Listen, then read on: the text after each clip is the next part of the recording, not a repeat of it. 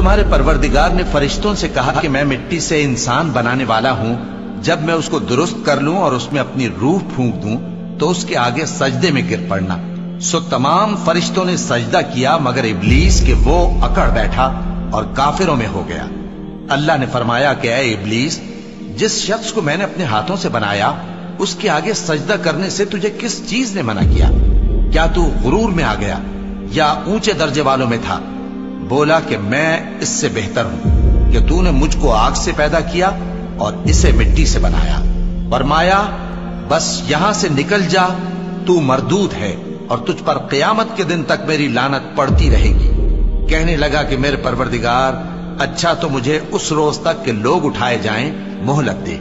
فرمایا کہ تجھ کو مہلت دی جاتی ہے اس روز تک جس کا وقت مقرر ہے۔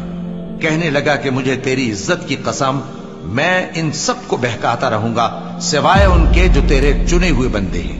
فرمایا ٹھیک ہے، اور میں ٹھیک ہی کہتا ہوں کہ میں تجھ سے اور جو ان میں سے تیری پیروی کریں گے سب سے جہنم کو بھر دوں گا۔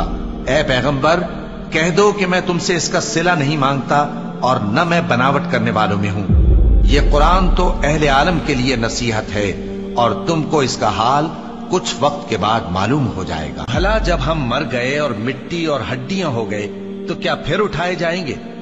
اور کیا ہمارے باپ دادا بھی جو پہلے ہو گزرے ہیں؟ کہہ دو کہ ہاں، اور تم لوگ ذلیل ہوگے۔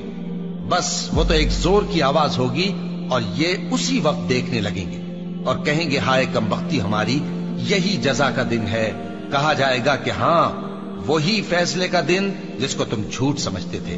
فرشتوں کو حکم ہوگا جو لوگ ظلم کرتے تھے ان کو اور ان کے ہم جنسوں کو اور جن کو وہ پوجا کرتے تھے سب کو جمع کر لو، یعنی جن کو اللہ کے سوا پوجا کرتے تھے، پھر ان کو جہنم کے رستے پر چلا دو اور ان کو ٹھہرائے رکھو کہ ان سے کچھ پوچھنا ہے۔ تم کو کیا ہوا کہ ایک دوسرے کی مدد نہیں کرتے؟ اصل بات یہ ہے کہ آج یہ لوگ اپنی غلطی تسلیم کر رہے ہیں اور وہ ایک دوسرے کی طرف رخ کر کے سوال و جواب کریں گے۔ پیروکار اپنے پیشواؤں سے کہیں گے کہ تم ہی ہمارے پاس دائیں طرف سے آتے تھے۔ وہ کہیں گے نہیں، بلکہ تم ہی ایمان لانے والے نہ تھے اور ہمارا تم پر کچھ زور نہ تھا، بلکہ تم ہی سرکش لوگ تھے۔